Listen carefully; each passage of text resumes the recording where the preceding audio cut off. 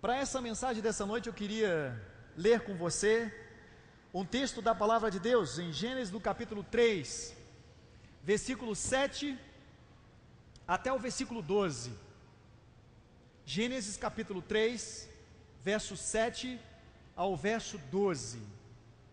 Creio que deve estar apresentando para vocês aí na tela. Se você não tem a Bíblia, se você não trouxe a Bíblia, mas se você tem, por favor, pode acompanhar com sua Bíblia. Pode ter alguma diferença de versão aí. Diz assim, versículo 7: Abriram-se então os olhos de ambos e percebendo que estavam nus, coseram folhas de figueira e fizeram cintas para si. Quando ouviram a voz do Senhor Deus, que andava no jardim pela viração do dia, esconderam-se da presença do Senhor Deus, o homem e sua mulher, por entre as árvores do jardim. E chamou o Senhor Deus ao homem e lhe perguntou: onde estás? Ele respondeu: ouvi a tua voz no jardim, e porque estava nu tive medo e me escondi. Versículo 11 diz: perguntou-lhe Deus: quem te fez saber que estavas nu? Comeste da árvore de que te ordenei que não comesses? Então disse o homem: a mulher que me deste por esposa, ela me deu da árvore e eu comi. Curva a sua cabeça, feche os seus olhos. Pai Todo-Poderoso, no nome de Jesus, mais uma vez nós nos dirigimos ao teu trono de graça e de glória, agradecidos pelas bênçãos derramadas sobre nós, e coloco, ó Deus, agora o meu pensamento, o meu coração, os meus ouvidos cativos à tua palavra que será pregada nesse instante. Que possamos ouvir e entender a tua voz nessa noite, Pai. Tudo isso que eu te peço e te agradeço é no nome de Jesus. Amém, Senhor, amém. Pode aumentar mais um pouquinho do som, só um pouquinho, só. Mais um pouquinho. Aí tá bom, beleza, ótimo, beleza. Livre da culpa. O que é culpa? Fui lá no dicionário e pude olhar que culpa é um sentimento que todos nós temos que lidar com ele. Culpa é aquele carregar de responsabilidade de uma ofensa ou de algo que foi feito erradamente.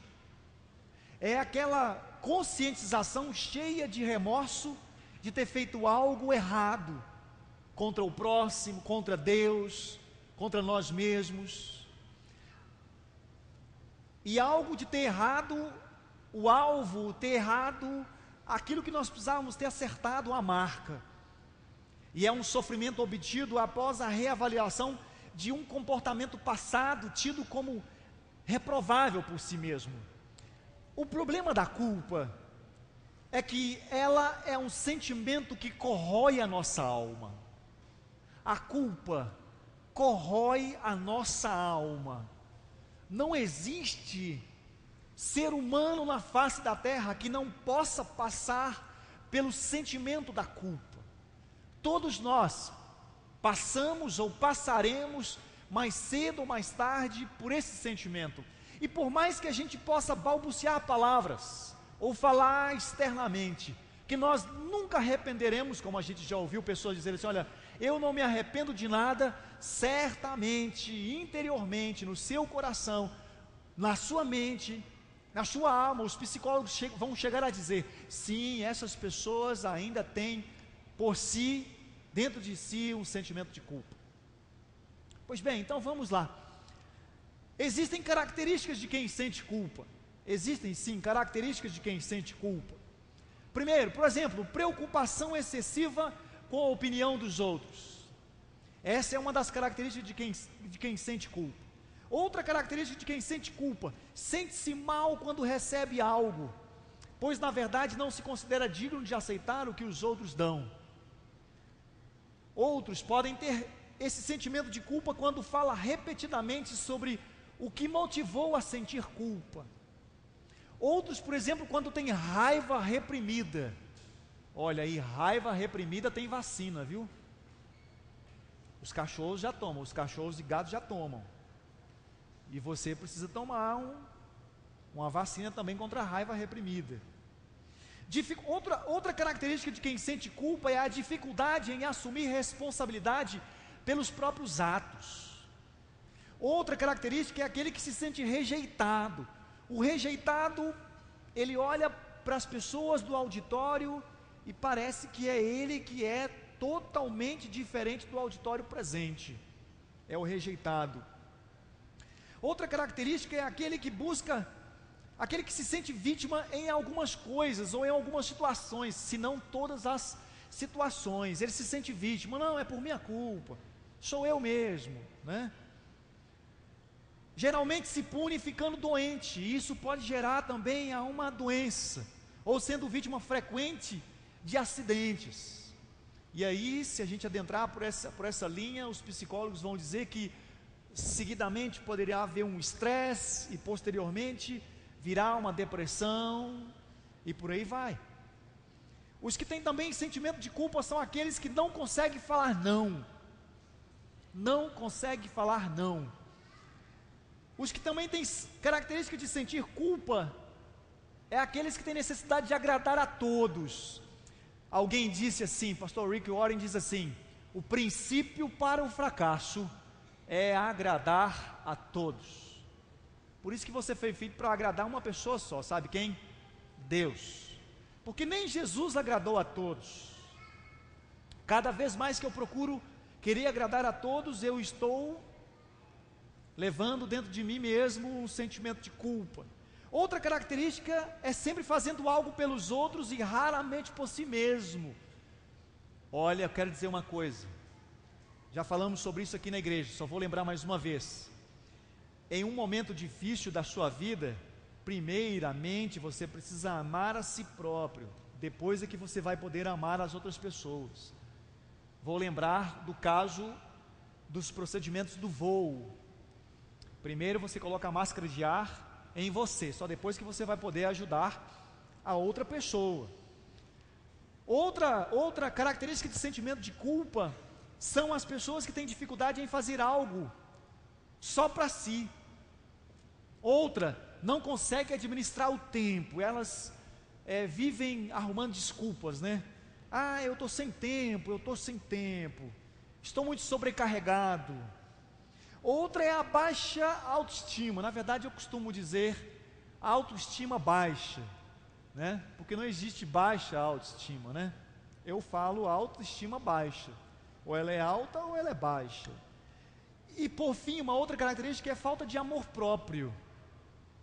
São sentimentos de culpa. Se porventura você se enquadra em algum desses requisitos aqui, em alguma dessas linhas que foram apresentadas, bem-vindo àqueles que têm sentimento de culpa.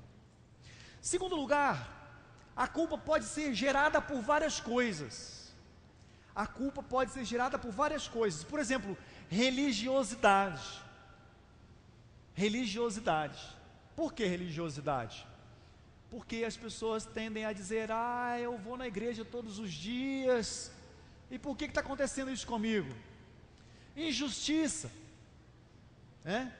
É outra forma que pode gerar uma culpa, né? Morte, manipulação, crítica, acusações, repressão, rigidez, inflexibilidade, julgamento, controle, dependência, superproteção, raiva contida, medo, rejeição, abandono, mentira, prazer, expectativa, comparações, necessidade de agradar, próprio nascimento, comodismo, falta de atitude, preconceito, segredos, principalmente entre os familiares. Tudo isso, a culpa pode ser gerada através dessas coisas. Pastor, mas então eu estou percebendo que o negócio é grande, o negócio é problemático. Sim, a culpa é um sentimento que pode levar você além de enfermidade, que por que não dizer também por morte, né? E quais são as consequências? Então, em terceiro lugar, quais são as consequências da culpa? A culpa pode levar para o medo, a culpa pode levar para o sofrimento, a culpa pode levar por autopunição, remorso, pode levar a uma estagnação, pode levar a doenças, por exemplo. Segundo alguns estudos, por exemplo, a culpa está presente em praticamente a maioria das pessoas portadoras de câncer. Isso aqui é uma pesquisa feita. Pode levar, por exemplo, a tristeza, depressão, prisão emocional, solidão, dificuldade em impor limites, dizer não, fuga, através do álcool, da bebida, das drogas, da compulsão alimentar. Olha, tem gente que ela ficou... quando ela come um cachorro quente, a primeira coisa que ela deveria ter sentido, em que ela matou a fome, ela vai ter um sentimento de culpa. Ela vai falar assim: quebrei o regime que eu estava fazendo há 3 dias. Ela não consegue raciocinar que ela matou a fome dela. Mas por quê? Porque ela já então tem algo carregando dentro de si, culpa. Conflitos internos e nas relações traz consequências também da culpa. Dificuldade em sentir prazer, como eu falei aqui, em desfrutar das coisas boas. A destruição da autoestima e do amor próprio. É como se fosse o seguinte: as pessoas que têm sentimento de culpa, quando elas sobem no altar, elas estão à frente de um público, e se porventura alguém aí dá um sorriso para a pessoa do lado e fala assim: você está rindo de mim, hein? Por quê? Porque ela já tem um sentimento de culpa. E eu quero dizer que a semelhança entre o primeiro homem e a primeira mulher se sentirem culpados são as mesmas coisas que nós sentimos hoje. Observe a maneira como agiram no texto que nós lemos, e é bem semelhante a nós quando sentimos culpados. Por exemplo, o primeiro homem e a primeira mulher, quando se sentiram culpados, eles se sentiram culpados por errar o alvo.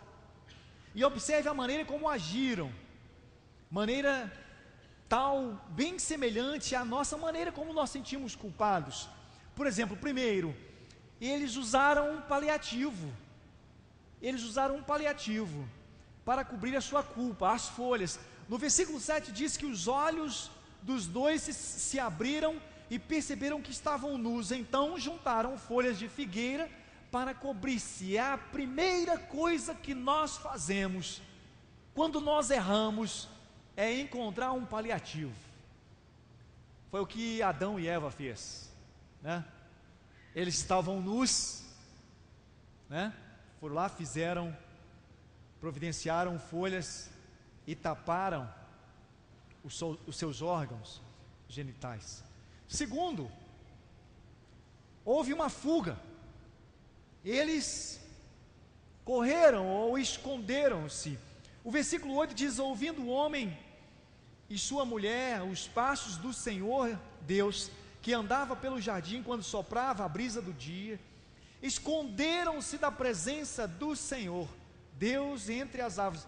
Segunda coisa, depois, quando nós arrumamos um paliativo, nós arrumamos uma segunda, chamada fuga. Olha, eu estou falando uma coisa aqui que no campo psicológico é muito evidente, mas muito evidente, e no campo espiritual é muito mais evidente ainda. É como se fosse, é algo que a gente faz isso diariamente, cotidianamente, se não quase que involuntariamente. O paliativo e a fuga, esconder. O que acontece conosco quando nós pecamos? Pastor, muitas vezes eu vou lá e peço perdão para o Senhor, mas aqueles que começam a habituar-se no pecado, eles então começam a arrumar um paliativo. Eles começam a dizer assim: eu estou fazendo isso por causa da minha esposa. Não, eu estou fazendo isso por causa do irmão da igreja. Não, eu estou fazendo isso por causa da igreja. E qual é a fuga? A fuga é fugir. Aí eu não vou mais à igreja, porque quando eu chego à igreja parece que o pastor está apontando para a gente. Parece interessante que quando as pessoas estão fugindo de Deus, parece que na ponta do dedo do pastor tem um GPS, né? E toda vez que ele aponta o dedo assim, aliás, eu vou apontar para cá, né? Toda vez que o pastor aponta o dedo assim, parece que o GPS aponta exatamente para a pessoa que está com problema, né? Você, né? E aí, tantas pessoas no auditório, mas parece que o GPS que está na ponta do pastor aponta exatamente para aquela pessoa. E a pessoa fala: mas por que ele apontou o dedo logo para mim? Será que ele está falando isso é para mim? Porque nós, seres humanos, acostumamos a ter a fuga. Terceiro, além do paliativo, além da fuga, existe uma outra coisa, existe o medo. Medo, ficaram com medo. Versículo 10 diz: e ele respondeu: ouvi teus passos no jardim e fiquei com medo, porque estava nu, por isso me escondi. Olha, tem muito crente, tem muitas pessoas que têm medo de Deus. Tem muitas pessoas que têm, para Deus não, de Deus nós não podemos ter medo, não. Nós temos que temer ao Senhor, bem diferente. E interessante que quanto mais esse sentimento de culpa vai se avolumando, maior é o paliativo, maior será a fuga, ou quantidade de fugas serão maiores, e o medo ainda aumenta cada vez mais. Responda para mim, responda aqui para mim: barata faz mal a alguém? Sim ou não? Claro que não. E por que as mulheres têm medo de barata? Tem gente em alguns países que comem barata. Gente, o rato faz mal a alguém? Faz mal? Ele por si só lá faz mal a alguém? Não. O xixi do rato faz, né? Gente, o irmão não está mais aqui no nosso meio. A borboleta faz mal a alguém, irmãos? Faz mal. Paliativo, fuga, medo. Quarto lugar, além do paliativo, fuga e medo, nós temos uma outra coisa, a transferência. A gente nunca quer assumir o erro, a gente sempre quer empurrar para a pessoa do lado. Eu vou até aproveitar, preenche então aí, transferência, preenche aí, transferência.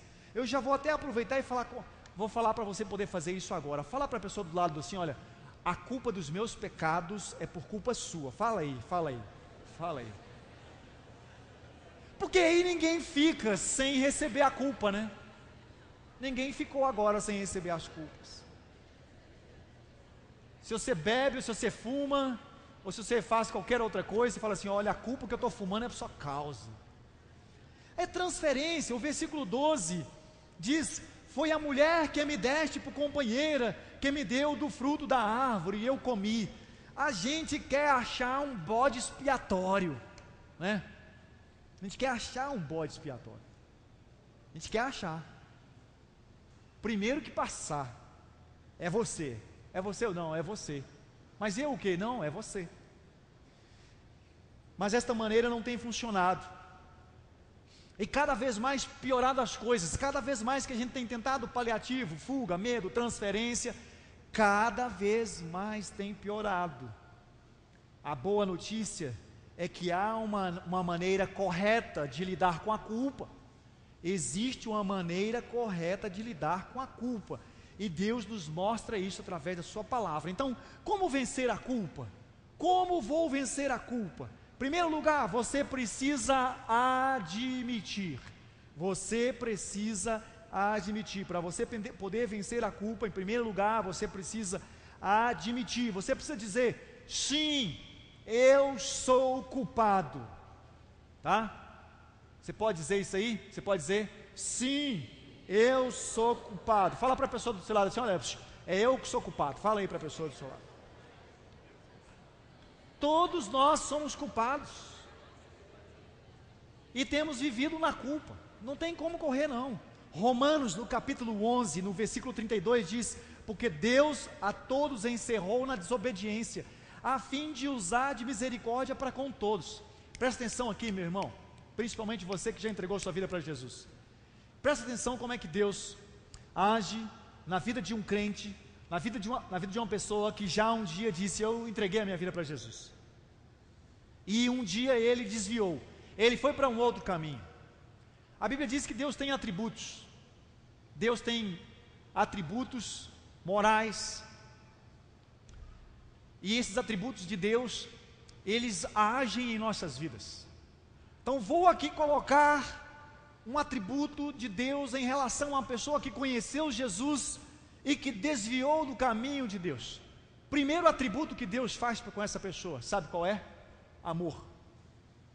Pastor, mas Deus ama todo mundo. Beleza, mas Deus continua exercendo para com aquela pessoa o amor. Segundo atributo de Deus, que faz com quando uma pessoa que já manifestou a sua pública entrega de vida para Jesus. Talvez alguém possa falar assim: pastor, mas isso também se aplica para quem ainda não entregou Jesus. Tudo bem, então pegue aqui a explicação. Segundo atributo de Deus, logo depois do amor, chama-se bondade. Deus, além do amor, Deus faz mais uma outra coisa para com essa pessoa. Sabe o que? Bondade, que é diferente de amor. Deus ainda continua fazendo coisas para essa pessoa. Terceira coisa, se essa pessoa não muda de caminho, se ela não volta para os caminhos do Senhor, sabe qual é a terceira coisa? Misericórdia. Misericórdia. Então Deus, como diz o pastor Vandileste, numa das reuniões dos ministros aqui na igreja, é o reset, né, pastor? Reset. Para quem tem computador sabe o que é reset, né? Apertou o reset lá, o computador vai reiniciar tudo de novo, né? E é isso mesmo. Misericórdia do Senhor é isso.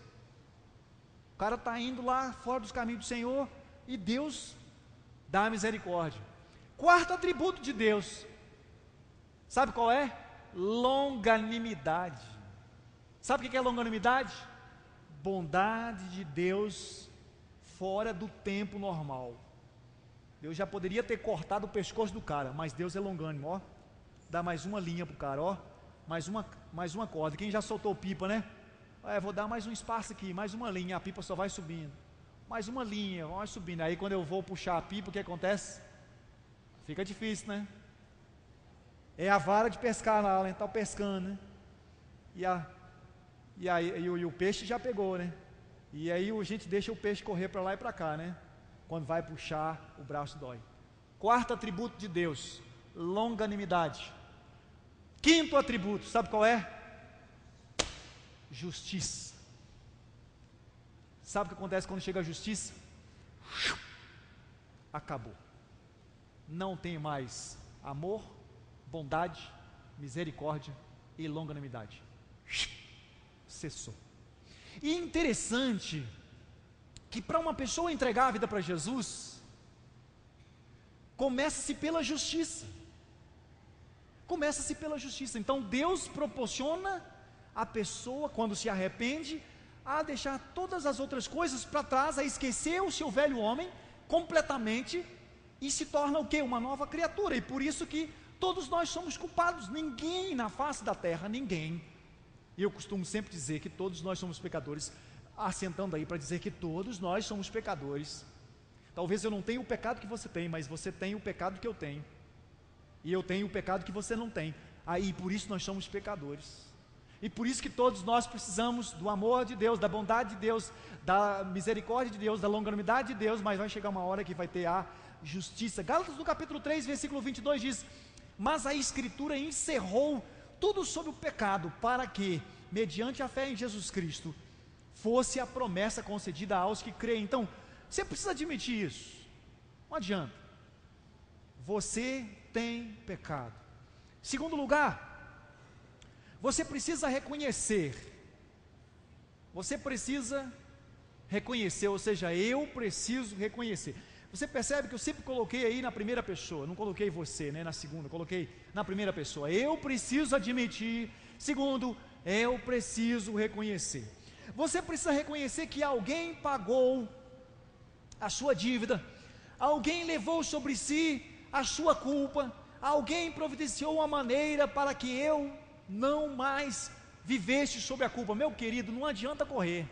Você não vai poder pagar com a sua vida, com o seu dinheiro, com os seus bens, aquilo que Jesus fez por você na cruz do Calvário. Não vai poder pagar.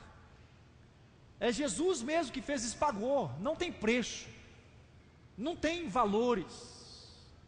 Isaías no capítulo 53, versículo 4 até o versículo 7 diz: certamente Ele tomou sobre si as nossas enfermidades e as nossas dores, levou sobre si, e nós o reputávamos por aflito, ferido de Deus e oprimido. Mas Ele quem? Jesus, foi traspassado pelas nossas transgressões e moído pelas nossas iniquidades. O castigo que nos traz a paz estava sobre ele, e pelas suas pisaduras fomos sarados. Todos nós andávamos desgarrados, como ovelhas, cada um desviava pelo seu caminho, mas o Senhor fez cair sobre ele a iniquidade de todos nós. Ele foi oprimido e humilhado, mas não abriu a boca. Como cordeiro foi levado ao matadouro, e como ovelha muda perante os seus tosqueadores, ele não abriu a boca. Jesus fez tudo isso por mim e por você. Então não tem preço, não tem preço, não há valor que se pode mensurar aquilo que Jesus fez por mim. Então você precisa reconhecer isso. 1 Pedro no capítulo 3, versículo 18 diz: pois também Cristo sofreu pelos pecados uma vez por todas, o justo pelos injustos, para nos conduzir a Deus. Talvez você pode falar: pastor, mas eu não mandei Jesus morrer na cruz por mim. Ok, não mandou mesmo não. Ele fez isso por amor a você. Ele fez isso para que você pudesse ter a vida eterna. Ele fez isso para que você pudesse experimentar a liberdade, o que é realmente ser livre.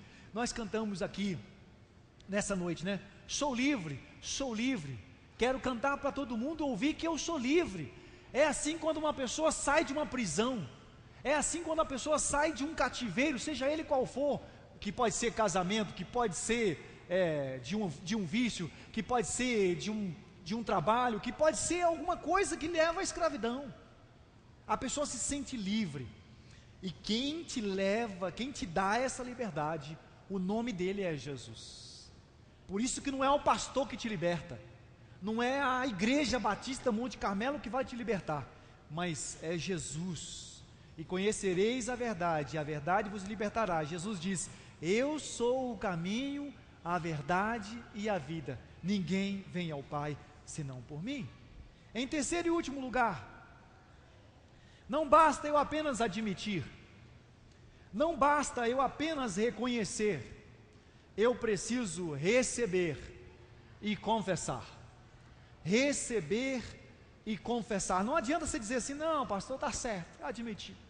Ei, você passou no semáforo vermelho ali. Eu passei no semáforo vermelho. Não adianta, não adianta. Você precisa reconhecer, precisa receber e confessar. Quando você reconhece, quando você admite, é claro que isso é um passo. Sabia que aquelas pessoas que têm depressão, elas começam a se recuperar quando elas reconhecem que estão doentes? Sabia disso? Sabia que aqueles que estão doentes, sem ser depressão, só começam a se recuperar quando reconhecem que estão doentes? É o primeiro passo, mas não vai adiantar muito se eu não der o segundo passo. João capítulo 3, versículo 18 diz: quem nele crê não é condenado, mas quem não crê já está condenado, porque não crê no nome do unigênito Filho de Deus. João capítulo 3, 18. 1 João 9 diz: se confessarmos os nossos pecados, Ele é fiel e justo para nos perdoar os pecados e nos purificar de toda injustiça. Então, arrependimento é a chave, é a mudança de direção. Falando a mesma coisa que Deus fala sobre o assunto, que é chave. É interessante, né? Eu não sei se vocês já perceberam, aqueles que já são casados já devem ter percebido, quando não conhecem muito bem a chave de abrir a casa, né? E aqui na igreja, os irmãos, quando vão abrir as portas aqui da igreja, porque nós temos muitas chaves, nós devemos ter aproximadamente umas 12, 15, se não for mais chaves do que essa. E a gente costuma brincar que a chave que a gente acha para abrir alguma porta aqui na igreja é sempre a última, né? Não, pode ficar tranquilo, que a última você acerta, né? E é assim, né? Nós procuramos sempre uma chave para a solução da nossa culpa, mas a última chave pode ser a primeira. Sabe qual é a primeira chave? Arrependimento. Salmo 69, versículo 5 diz: tu bem sabes como fui insensato, ó Deus, a minha culpa não é te encoberta, porque Deus sabe, como nós falamos domingo passado. O que adianta você esconder o seu pecado do próximo, mas se a pessoa principal que precisa saber já sabe e você ainda não confessou para ela que é Deus. Eu consigo esconder da minha esposa um estado marital, mas eu não consigo esconder de Deus, é a principal pessoa que precisa saber. Eu posso esconder da igreja, daquilo que eu faço fora da igreja, mas eu não posso esconder de Deus, porque nós não conseguimos ficar encoberto disso. Salmos 32, versículo 5 diz: então reconheci diante de ti o meu pecado e não encobri as minhas culpas. Eu disse: confessarei as minhas transgressões ao Senhor, e tu perdoastes a culpa do meu pecado. Você sabe o que acontece quando não o fazemos? Quando nós não fazemos as nossas confissões dos nossos pecados, das nossas falhas, sabe o que acontece? As minhas culpas me afogam. É como se fosse um fardo pesado e insuportável. Salmos 32, versículo 3 a 5, fala mais ou menos assim: enquanto eu mantinha escondido os meus pecados, o meu corpo definhava de tanto gemer, pois dia e noite a tua mão pesava sobre mim. Minhas forças foram se esgotando como em tempo de seca. Então reconheci diante de ti o meu pecado e não encobri as minhas culpas. Eu confessei as minhas transgressões e tu perdoastes a culpa do meu pecado. A Bíblia diz que sem confissão não há remissão de pecados. Salmos 32, 1 e 2 diz: como é feliz aquele que tem suas transgressões perdoadas e seus pecados apagados. Como é feliz aquele a quem o Senhor não atribui culpa e quem não há hipocrisia. Um parêntese para mim poder dizer aqui sobre hipocrisia. As pessoas estão tão habituadas, tão acostumadas a falarem, a proferirem mentira, que quando nós vamos dizer a verdade, as pessoas falam assim: não, não estou acreditando, eu não estou acreditando, não acredito, não gente, mas é isso daí, porque de tanto falar mentira, ou de tanto ser hipócrita com as pessoas, quando nós vamos falar a verdade para as pessoas ficam com raiva da gente. Por quê? De tanto elas acostumarem a ouvir mentiras. Então, atualmente eu tenho feito da seguinte maneira: quando alguma pessoa vem falar alguma coisa comigo, eu falo para ela: você quer ouvir a verdade ou quer ouvir a mentira sobre isso que você está me perguntando? Eu estou perguntando, e se a pessoa falar assim: não, eu quero a verdade, então eu vou falar a verdade. E se quiser a mentira, não, eu falo a mentira também para elas, né? Nós gostamos de ouvir a mentira, né? Quando ouvimos a verdade. Então, o que preciso fazer é confessar: eu tenho culpa, eu errei, ponto final. Segundo lugar, eu preciso reconhecer isso, sou culpado. Segundo, confessar, admitir. Terceiro, reconhecer e confessar. Preste atenção nessa história aqui, para finalizar essa palavra nessa noite. Um adolescente gostava de brincar com o seu estilingue, né? Quem já brincou com estilingue aqui? Ah, beleza. Esse adolescente, ele era terrível. Ele pulava o muro de sua casa, ia para os outros muros dos vizinhos, sempre com estilingue na mão. Um dia ele passeando na fazenda da vovó, e ele com seu estilingue deu uma mirada bem grande no pato e deu uma estilingada. Eu já fiz isso. Não foi com um pato, não. Foi com um pintinho. Mirou e acertou o patinho. E ali sua irmãzinha estava ali do lado. E viu. E falou assim: ah, matou o patinho de vovó. Eu vou te entregar. A um dado momento eles foram para a mesa do almoço. E aí, quando eles acabaram de almoçar, vovó falou assim: pois bem, agora será o Dinho que vai lavar as vasilhas de hoje, porque hoje quem lavará as vasilhas será o Dinho. E aí Lili, irmãzinha do Dinho, que viu o Dinho matando o patinho, isso mesmo, Quem ia lavar a vasilha não seria o Dinho. Me ajuda aqui, Lopes. Era Lili que ia lavar. Lili vai lavar as vasilhas hoje. Mas Lili, que viu o Dinho matando o patinho, chegou assim: vovó, hoje eu não vou lavar, porque eu já combinei com o Dinho que ele vai lavar as vasilhas de hoje e daqui para sempre. Dinho ficou todo sem jeito, olhou assim para a vovó, porque ela tinha matado o patinho da vovó. E então, vovó então chamou o Dinho e falou assim: filho, não precisa lavar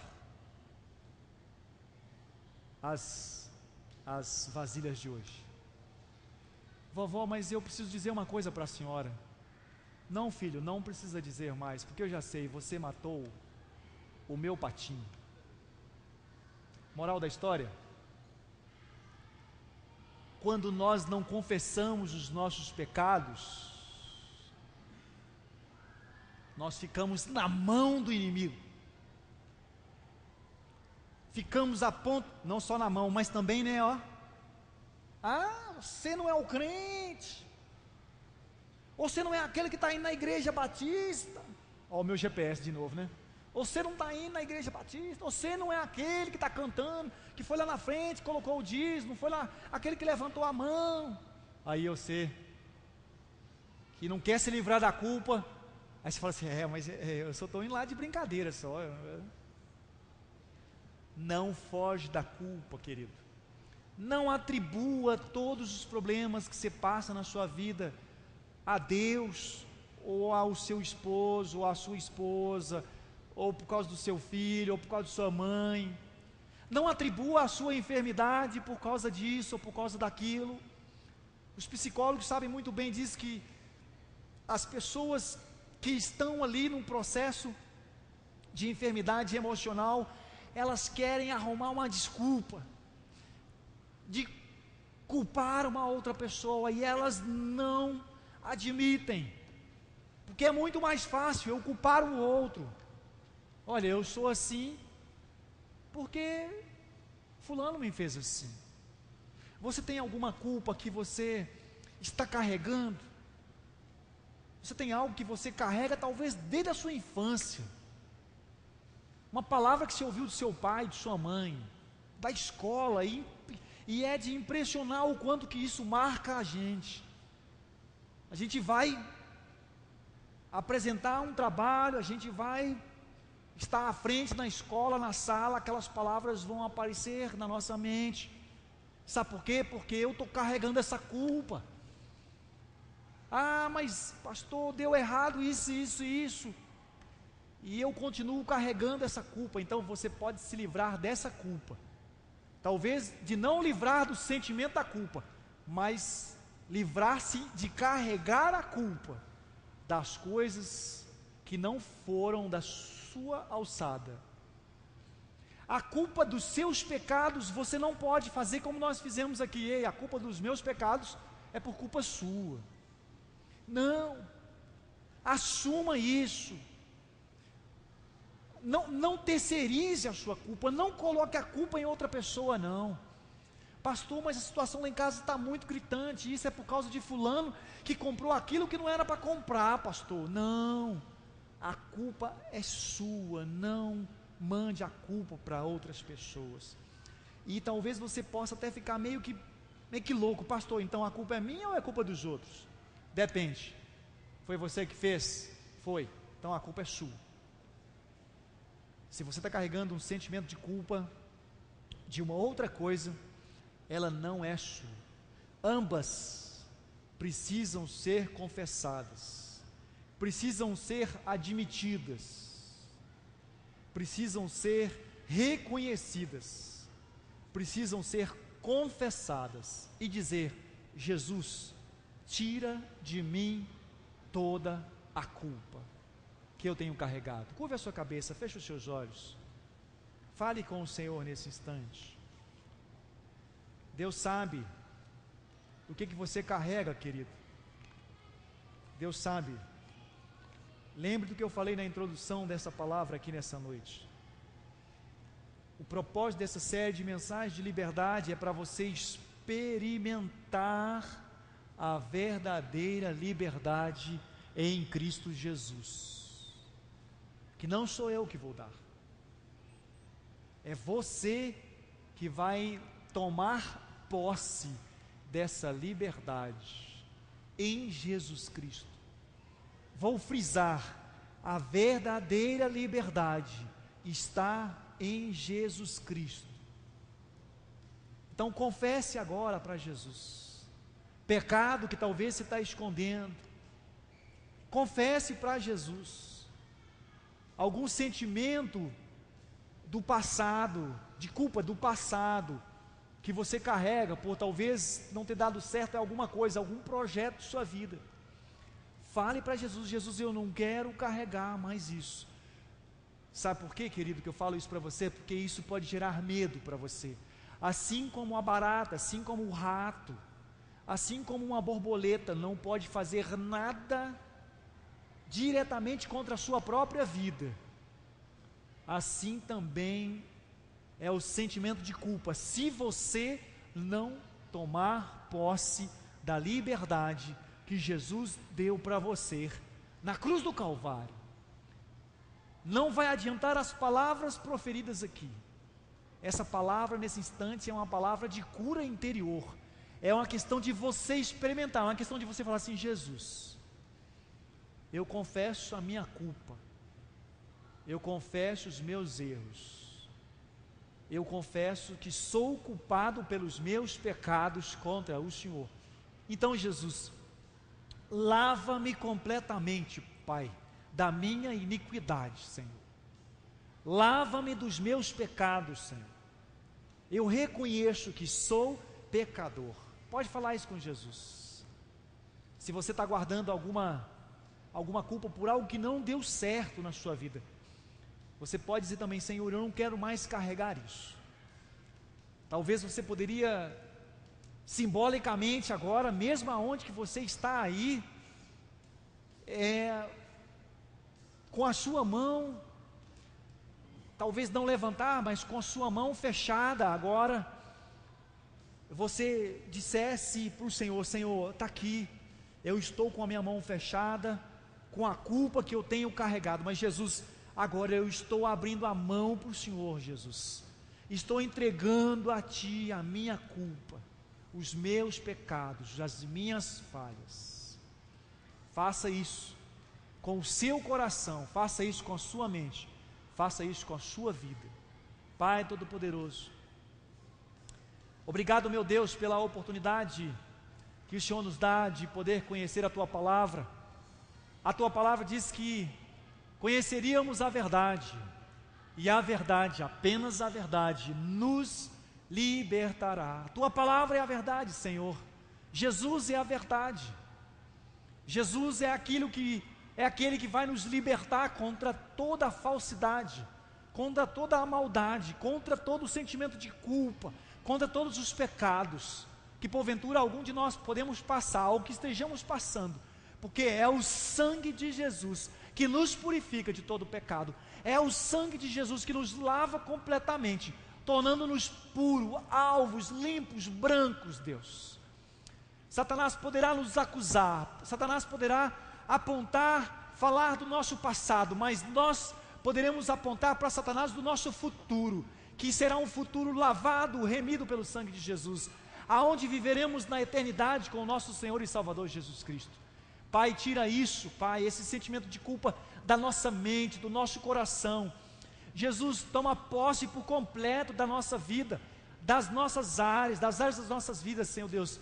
Jesus, venha morar completamente, não somente no meu coração, Senhor, mas em todas as partes da minha vida, em todos os meus órgãos, em todos os meus pensamentos, em todas as minhas palavras. Jesus, o meu desejo é que cada um de nós possamos experimentar essa liberdade plena, verdadeira, não de palavras, mas de interior, ó Deus, e de prática de vida, de experimentar a liberdade que Jesus nos dá, que tem nos dado por causa da morte dele, Pai.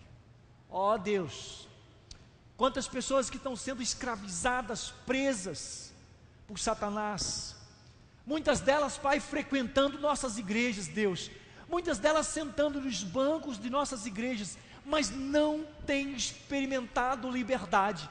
Elas estão presas em algum tipo de vício, estão presas em alguma coisa do passado, estão presas em algum sentimento de culpa, de medo, Pai. Deus, eu sei que o Senhor efetua em nós o Teu querer, o Teu realizar, e eu quero te pedir em nome de Jesus, Pai, efetue isso em nós. Todos esses que estão comigo agora em oração, abrindo o seu coração, abrindo a sua mente, ó Deus, colocando a sua vida no altar do Senhor, dizendo: Senhor, eu quero te pedir, me liberte completamente de todas as coisas que me têm ficado preso, de não ter uma vida plena em Jesus. Em nome do nosso Senhor e Salvador Jesus Cristo, em nome daquele que tem todo acesso de poder falar com o Senhor Deus, no nome de Jesus, amém, Senhor, amém. Olha aqui para mim, última palavra aqui, o pessoal da música pode subir. Preste bem atenção no que eu vou dizer. A vida perfeita que você quer ter, ela se chama Jesus. Uma vida perfeita você não pode ter, preste bem atenção nas minhas palavras. Uma vida perfeita você não pode ter, nunca vai ter, mas a vida perfeita você pode ter. A vida perfeita é Jesus no seu coração. Se você permitir Jesus, que é a vida perfeita, viver a sua vida, pode ter certeza, você vai experimentar a verdadeira liberdade em Cristo Jesus. Que Deus nos abençoe. Amém.